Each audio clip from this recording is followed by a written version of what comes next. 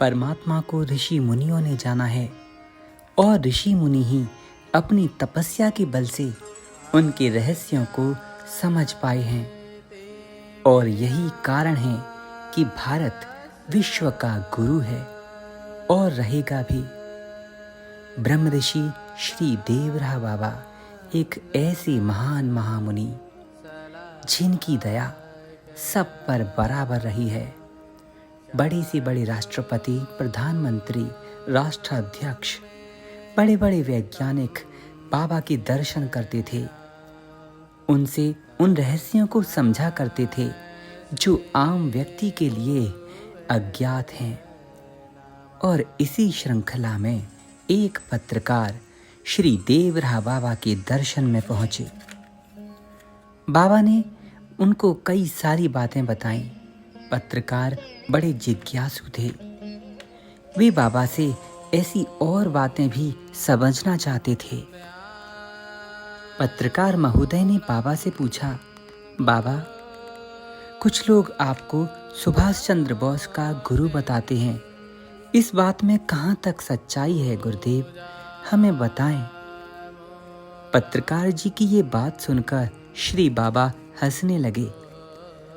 बाबा ने मुस्कुराते हुए कहा, अरे बच्चा, सुभाष बड़ा प्यारा आत्मा था।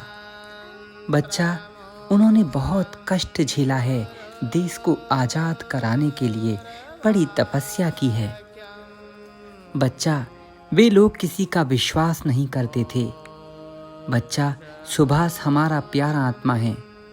वे अपने आप को बड़े बड़े संकटों में झोंक देते थे, एकमात्र इसी उद्देश्य को लेकर कि उनका देश एक दिन आजाद होगा।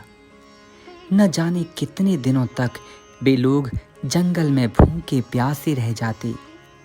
अंग्रेज सरकार ने उनके पीछे जासूस लगा दिए थे और इसी कारण वे सामान्य जनमानस से दूर और छिपकर रहते। उन दिनों चप्पे चप्पे पर पुलिस तैनात रहती थी बच्चा, जो दिन रात इन्हीं देश प्रेमियों की तलाश में रहती। कई सारे जासूस इनको खोजते रहते और यही कारण था कि ये किसी पर विश्वास नहीं करते थे। बच्चा, जंगल में रहकर भूखे प्यासे समय बिताना यही उनकी दिनचर्या थी। वे घास फूस खा लेते और प्यास लगने पर नारियल के पेड़ में लगे कच्चे नारियल को गोली मार कर तोड़ते थे और उसी का पानी पीते थे। बच्चा, बात करते करते श्री बाबा की वाणी और गंभीर होती चली गई।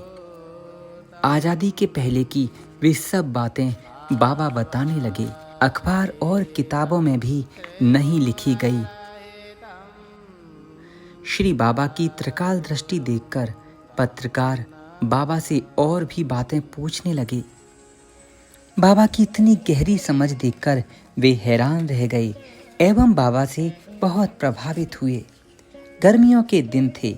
पत्रकार महोदय को प्यास लग रही थी, लेकिन श्री बाबा को वे कह नहीं पा रहे थे। श्री बाबा पत्रकार की मनोदशा समझ रहे थे और प्रेम भरी आवाज से उससे पूछने लगे, जैसे कोई माँ अपने बच्चे को पूछती हो, बच्चा, क्या तुमने नारियल का पानी पिया है? पत्रकार बोले, नहीं बाबा, मुझे ऐसा सौभाग्य अब तक नहीं मिल पाया। मैंने कभी नारियल का पानी नहीं पिया।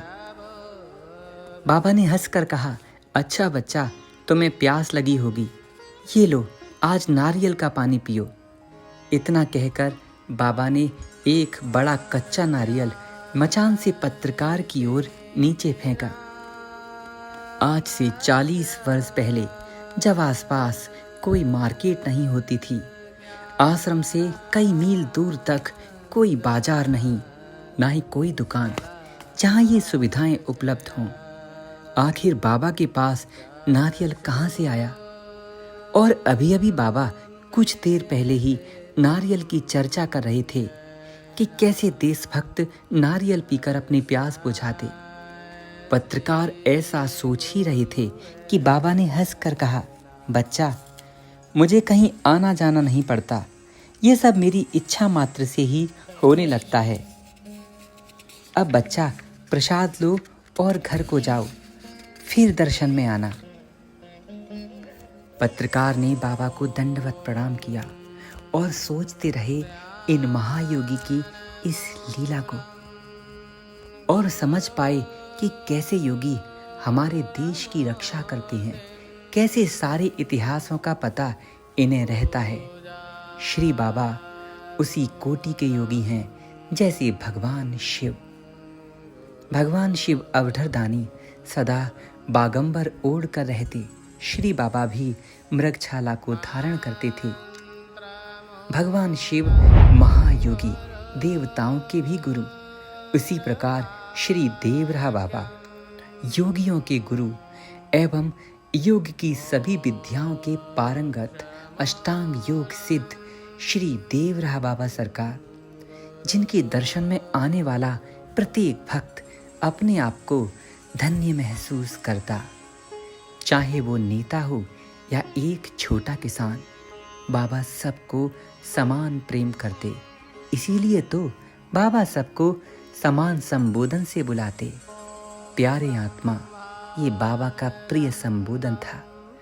आपको जब भी श्री देवराह बाबा सरकार के आश्रम जाने का मौका मिले, जो यमुना जी के पावन तट पर स्थित है, वहां जाकर बाबा से प्रार्थना करिए, बाबा की परिक्रमा करिए, बाबा के परम शिष्य श्री बड़े महाराज के दर्शन करिए।